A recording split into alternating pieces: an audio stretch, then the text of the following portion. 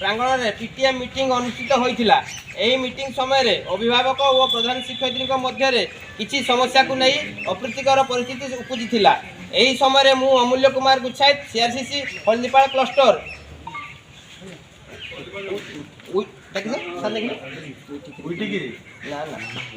हल्दीपाल cluster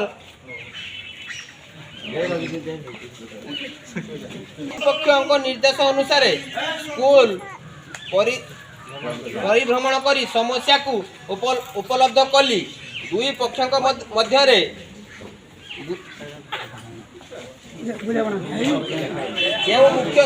जो मुख्य समस्या को नहीं तिक्तता होइथिला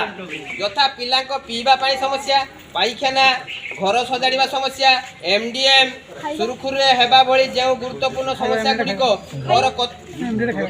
कर्तृपक्ष को जणाइला परे एही निष्पत्ति लेलु जे आगामी 3 दिन मध्य उपरोक्त समस्या को अभिभावक उपस्थित रे समाधान करने को प्रयास करूँ एवं एथि सहित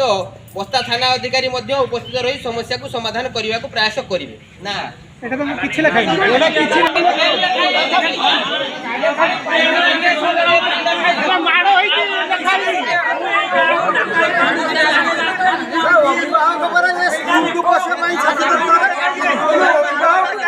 এইটা দেখা তোমার কি আছে দিমা মাড় ডাঙ্গি